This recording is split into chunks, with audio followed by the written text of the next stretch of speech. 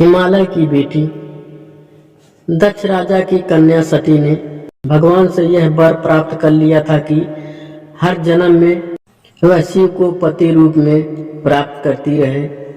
पार्वती के रूप से उसने पर्वतराज हिमालय के घर में जन्म लिया। उसके जन्मते ही हिमालय का महत्व और अधिक बढ़ गया। दूर दूर से ऋषि मुनि आश्रम बनाकर रहने लगे। हिमालय ने भी उनका पर्याप्त मान सम्मान दिया। चारों ओर सुंदर पर्वत और सदैव फल फूल उनके नवीन वृक्ष प्रकट हुए। वहां पर नाना प्रकार की प्राणियों की खाने प्रकट हो गई। सब नदियां पवित्र जल को लेकर बहने लगी। पशु पक्षी आपस में प्रेम पूर्वक रहने लगे। सब जीव जंतु में वैमनस्या को त्याग दिया। पार्वती के आने से हिमालय हर प्रकार से समृद्ध हो गया। नारद जी की इसकी खबर लगी तो वह बीड़ा बजाते हुए हिमालय से मिलने चल दिए। पर्वतराज ने आदर से सम्मान पूर्वक उनका स्वागत किया। चरण धोकर सुंदर आसन पर बैठाया। नारद जी के आने से हिमालय ने अपने भाग्य की सराहना की। पार्वती के विषय में पूछा। नारद जी ने हंसकर कहा, पर्वतराज, तुम्हारी यह कन्या सब गुणों की खान है। यह स्वभाव से ही सुंदर, सुशील और चतुर है। उमा, अंबिका तथा भवानी उनके नाम हैं। यह कन्या समस्त सुलक्षणों से संपन्न है। यह अपने स्वामी को सदैव प्यारी होगी। इसका सुहाग अचल रहेगा तथा उनके माता पिता यश पाएंगे। आपकी यह कन्या सारे संसार में पूज्य होगी। उसकी सेवा करने वालों के लिए कुछ भी दुर्लभ नहीं होगा। इसका नाम स्मरण करके स्त्रियां संसार में पतिव्रत रूपी तुम्हारी इस सुशील कन्या का विवाह शिव जी से होगा। शिव जी को प्राप्त करने के लिए इसे तपस्या करनी पड़ेगी। तपस्या कुछ कठिन जरूर है, पर इससे डरने की आवश्यकता नहीं। भगवान शिव तपस्या से शीघ्र ही प्रसन्न हो जाते हैं। यह कहकर नारद जी सबको आशीर्वाद देकर वहां से चले गए। पर्वतराज को एकांत में पाकर उनकी पत्नी रानी मैना ने कहा, हे नाथ, मैं तो देवर्षि की बात समझ नहीं पाई। कन्या के योग वर और कुल उत्तम हो तभी विवाह कीजिए, नहीं तो कन्या कुंवारी रखना ही ठीक है। उमा मुझे प्राणों से भी अधिक प्यारी है। योग वर के हाथ कन्या को न देने पर सब लोग मुझे मूर्ख बताएंगे। पर पार्वती जी ने अपने मन में निश्चय कर लिया था कि वह शिव जी को अपना पति बनाएंगी। माता पिता की आज्ञा पाकर पार्वती जी वन में जाकर तपस्या करने लगी। पार्वती का शरीर कठोर नहीं था। कोमल शरीर लेकर उसने तपस्या आरंभ कर दी। आरंभ में वह फल फूल खाकर दिन व्यतीत करती रही। बाद में उसने उसे भी छोड़ दिया।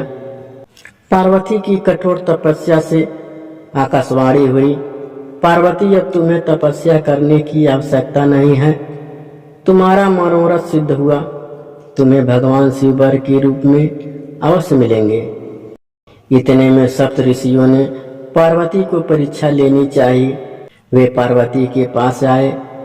ऋषिगणों ने पार्वती जी के पास आकर पूछा, पार्वती, तुम कठोर तपस्या किस हेतु कर रही हो?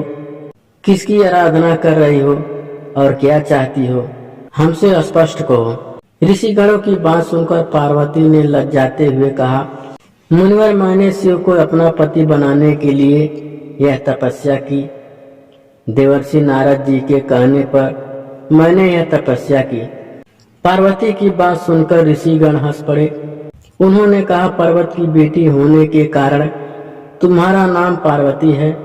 तुम्हारा विचार दृढ़ होना चाहिए। नारद जी का उपदेश सुनकर किसका भला हुआ है। नारद जी ने दक्ष पुत्रों को जाकर उपदेश दिया। चित्रकेतु का घर उन्होंने बिगाड़ा। हिरण्याकश्यप का भी ऐसा ही हाल किया। ऋषियों ने आगे कहना जारी रखा, नारद जी की सलाह पर चलने वाले स्त्री पुरुष भिखारी हो जाते हैं।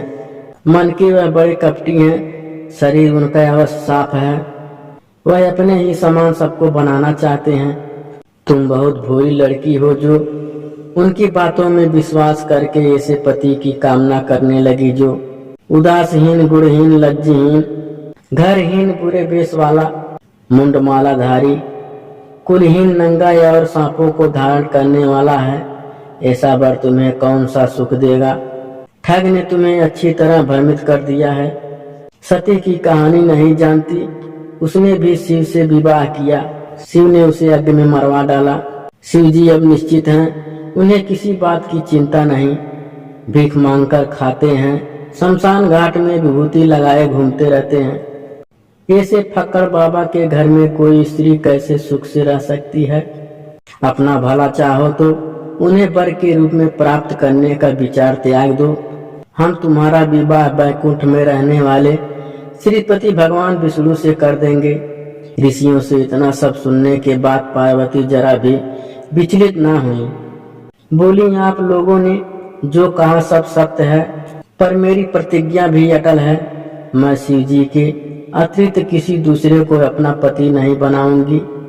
पार्वती की अटल निश्चय के सामने ऋषिगण हार गए। वे पार्वती को मन को डिगा न सके। अंत में उन्होंने कहा, जगत माता भवानी आपकी जय हो।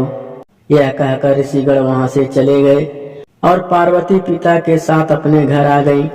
उन्हीं दिनों के बात है, तारक नाम का एक महाबली दैत्य था। उसने सारे देवताओं को परास्त करके उनकी संपत्ति हड़प ली थी। देवगण उससे युद्ध करने का साहस नहीं जुटा पा रहे थे। सब देवता दुखी मन से ब्रह्मा जी के पास पहुंचे।